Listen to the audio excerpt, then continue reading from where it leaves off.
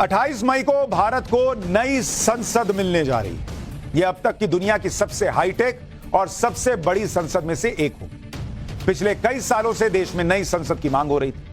पुराने संसद भवन के कमजोर और जर्जर स्थिति को देखकर साल 2012 में कांग्रेस की यूपीए सरकार ने नई संसद को बनाने का प्रोजेक्ट भी पास किया, लेकिन शुरू नहीं किया।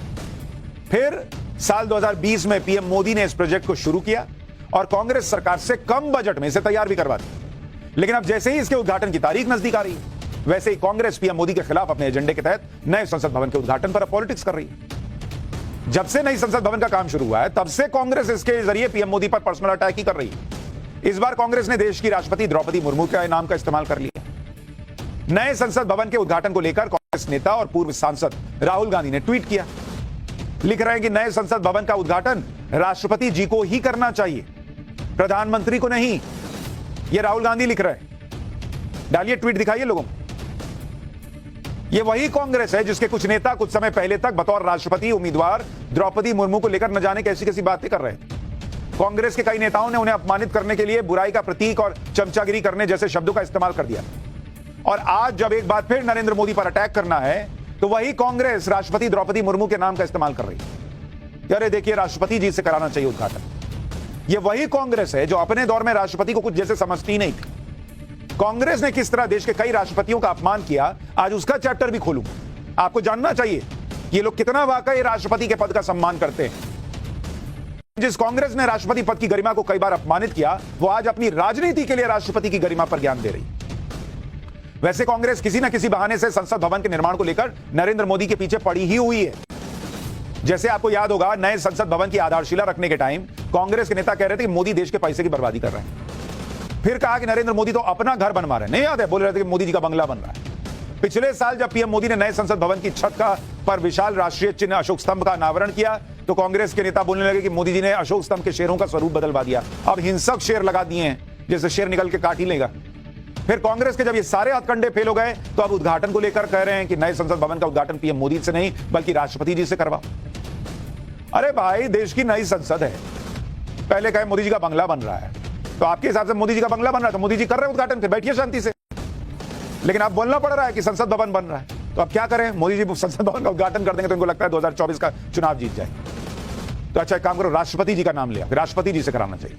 भाई, ये नई संसद है, अकेले पीएम मोदी या बीजेपी के सांसद नहीं बैठेंगे, आप भी बैठोगे, पूरा कांग्रेस विपक्ष सब बैठेगा। इसमें सभी सांसदों की सुविधाओं को ध्यान में रखकर बेहतर तरीके से काम करने की व्यवस्था की गई, लेकिन नहीं, पॉलिटिक्स चल रही है। नए संसद भवन को लेकर क्या नियम है, यह आगे बताऊंगा, लेकिन उससे पहले यह बता देता हूं कि कांग्रेस ने अपने दौर में किस तरह देश के कई राष्ट्रपतियों का अपमान किया। और शुरुआत इंदिरा गांधी के दौर से करता हूं। भाई, इतना राष्ट्रपति जी का सम्मान है तो जरा इनका इतिहास भी जानना चाहिए ना।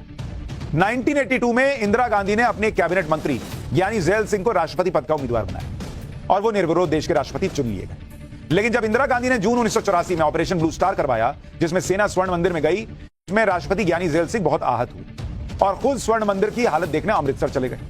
ज्ञानी ज़ैल सिंह के इस फैसले से इंदिरा गांधी बताया जाता है बहुत नाराज हुई। पूरी कांग्रेस में यह बात फैल गई कि राष्ट्रपति ज़ैल सिंह इंदिरा सरकार के खिलाफ काम कर रहे हैं। मतलब जो लोग राष्ट्रपति को इतना बड़ा पद मानते हैं, वो अपनी मर्जी से कहीं जा भी नहीं सकते थे, लगता है। इसके बाद अक्टूबर 1984 को इंदिरा गांधी की हत्या हो गई और राजीव गांधी देश के प्रधानमंत्री बन गए। इस दौरान देश में सिखों के खिलाफ दंगे भड़क गए और केंद्र में बैठी कांग्रेस सरकार ने कोई सख्त एक्शन नहीं लिया। इस सब को देखते हुए राष्ट्रपति ज़ैल सिंह को दिल्ली के लोगों को बचाने के लिए अपने सुरक्षा गार्ड और गाड़ियों को भेजना पड़ा। इससे राजीव गांधी और पूरी कांग्रेस बहुत नाराज हो गए। उस समय राजीव गांधी के करीबी एक कांग्रेसी सांसद के तिवारी ने राष्ट्रपति भवन को आतंकवादियों की शरणस्थली बता दिया। संविधान के सर्वोच्च पद पर बैठे व्यक्ति का इससे बड़ा अपमान कभी नहीं हुआ। एक राष्ट्रपति की तुलना आतंकवादियों से करना पूरे देश का अपमान था। यह है राष्ट्रपति को लेकर उस कांग्रेस की सोच, जिसको आज ध्यान आ रहा है कि राष्ट्रपति जी से संसद भवन का उद्घाटन कराना चाहिए। एक और किस्सा आपको बताता हूं। साल था 1975, जब देश में इंदिरा गांधी ने इमरजेंसी लागू कर दी। रातों रात सब बदल गया था, देश में तानाशाही शुरू हो गई। उस समय देश के राष्ट्रपति थे फखरुद्दीन अली अहमद, जिन्होंने इंदिरा गांधी के आदेश पर 25 जून की रात को इमरजेंसी के आदेश पर दस्तखत किए। इंदिरा गांधी रात को ही राष्ट्रपति भवन पहुंच गई और राष्ट्रपति के साइन करवा लाई। तब उनकी आलोचना में इंडियन एक्सप्रेस में छपा एक कार्टून बहुत चर्चित हुआ था। यह कार्टून था वो, इसमें फखरुद्दीन अली अहमद बाथटब में नहाते हुए दिखाए गए थे और इमरजेंसी के ऑर्डर पर साइन करते हुए नजर आ रहे। देख रहे हैं, इसमें दिखाया गया है कि कैसे राष्ट्रपति से नहाते नहाते इमरजेंसी ऑर्डर पर साइन करा लिया गया। ये उस वक्त अखबार में छपा था। ये राष्ट्रपति के पद का सम्मान था कांग्रेस पार्टी के लिए, और ये आज बता रहे हैं कि अरे राष्ट्रपति के पद का अपमान किया जा रहा है क्योंकि उनसे नया संसद भवन उद्घाटन नहीं कराया जाता। अच्छा, इसमें लिखा क्या है? इसमें लिखा है कि there are any more ordinances just ask them to wait.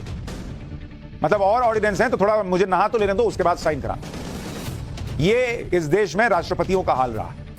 Indira Gandhi के दौरे में एक राष्ट्रपति का कितना सम्मान था दौर में, ये आप इस कार्टून से समझ सकते हैं।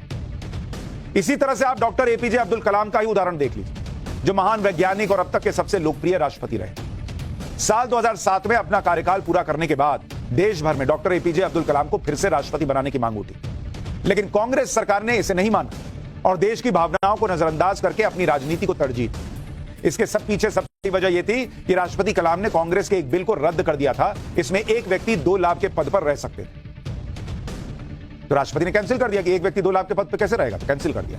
उस समय कांग्रेस अध्यक्ष सोनिया गांधी सांसद भी थी और नेशनल एडवाइजरी काउंसिल यानी एनएसी की चेयरपर्सन के पद पर भी। यह कैबिनेट मंत्री के बराबर का दर्जा होता था। डॉक्टर कलाम की वजह से सोनिया गांधी को यह पद छोड़ना पड़ा। इसी नाराजगी के चलते साल 2007 और 2012 में कांग्रेस ने डॉक्टर कलाम को दोबारा राष्ट्रपति नहीं बनने दिया। एक महान और काबिल शख्सियत को लेकर यह था सम्मान, और आज बात हो रही है राष्ट्रपति को सम्मान नहीं मिल रहा। बॉस, आप यह भी याद कीजिए कि इस साल बजट सत्र के शुरुआत में कांग्रेस ने राष्ट्रपति द्रौपदी मुर्मू के अभिभाषण को बॉयकॉट कर दिया। उस समय राहुल गांधी कश्मीर में पैदल यात्रा कर रहे थे, जिसकी वजह से कांग्रेस के तमाम नेता संसद भवन में नहीं आए। कांग्रेस अध्यक्ष मल्लिकार्जुन खड़गे ने यह कहा कि खराब मौसम की वजह से फ्लाइट में देरी हो रही है। और सुनिए, कांग्रेस के नेता उदित राज ने राष्ट्रपति मुर्मू के लिए किस तरह की भाषा का इस्तेमाल किया था, वो भी देखिए। उदित राज ने एक ट्वीट में लिखा कि द्रौपदी मुर्मू जी जैसा राष्ट्रपति किसी देश को ना मिले, चमचागिरी की भी हद है। कहती हैं कि 70% लोग गुजरात का नमक खाते हैं, खुद नमक खाकर जिंदगी जिए तो पता चलेगा। यह ट्वीट उदित राज ने राष्ट्रपति द्रौपदी मुर्मू के गुजरात दौरे पर किया, जहां उन्होंने गुजरात के नमक उत्पादन पर अपनी बात कही। अगर इतना ही सम्मान था राष्ट्रपति का तो उदित राज को हटाते। उदित राज तो आज भी कांग्रेस में।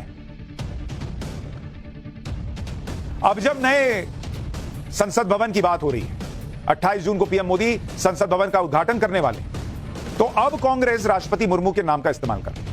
वैसे भी संसद भवन के उद्घाटन को कौन करेगा, यह अधिकार लोकसभा अध्यक्ष के पास होता है, और लोकसभा अध्यक्ष ओम बिड़ला ने प्रधानमंत्री नरेंद्र मोदी को नए संसद भवन के उद्घाटन का निमंत्रण दिया है, इसलिए पीएम उद्घाटन कर रहे हैं। अब जब कांग्रेस को इससे आपत्ति है तो राष्ट्रपति के जरिए पीएम मोदी को टारगेट किया जा रहा है। कांग्रेस और विपक्ष जिस तरह से नए संसद भवन को लेकर भूमिका बना रहे हैं, उससे यह सवाल खड़ा हो रहा है कि क्या कांग्रेस नए संसद भवन के उद्घाटन का बॉयकॉट करने वाली है क्या? क्योंकि नए संसद भवन का उद्घाटन 28 मई को होना है। 28 मई को ही वीर सावरकर की जयंती भी है। कांग्रेस का कहना है कि सावरकर की जयंती पर नई संसद का उद्घाटन करना राष्ट्र निर्माताओं का अपमान है। कांग्रेस के कई सांसदों का भी यही कहना है कि उद्घाटन समारोह में शामिल होने को लेकर संशय। जो नया संसद भवन बन रहा है उसको लेकर विवाद क्या है वो तो आपने देख लिया, लेकिन उसकी खासियत भी आप बता देता हूं। नई संसद को अगले 150 सालों तक इस्तेमाल किया जा सकेगा, उसको इतना मजबूत बनाया गया। नया संसद भवन पूरी तरह से भूकंप रोधी है। इसमें बिजली की खपत 30% तक कम होगी। सिटिंग कैपेसिटी पहले के मुकाबले 150% ज्यादा है। लोकसभा में 888 सदस्य बैठ पाएंगे और राज्यसभा में 384 सदस्यों की जगह है। संयुक्त संसद अधिवेशन में 1272 सांसद बैठ सकते हैं, ऐसा संसद भवन तैयार किया गया। नई संसद पूरी तरह से डिजिटल होगी। Lok Sabha, Rajya Sabha high quality audio, video और हर एक डेस्क इलेक्ट्रॉनिक गैजेट से लैस होगा। नई संसद में संविधान हॉल, पुस्तकालय, कमेटी रूम और कैंटीन भी मौजूद है। यह है नया संसद भवन। इस पे भी गर्व होना चाहिए, लेकिन यहां भी वही प्रॉब्लम, दिख रहे हैं सिर्फ नरेंद्र मोदी। संसद भवन दिख ही नहीं रहा, देश में कुछ अच्छा हो रहा है दिख ही नहीं रहा। नरेंद्र मोदी क्रेडिट न ले जाएं, बस इसी की टेंशन है।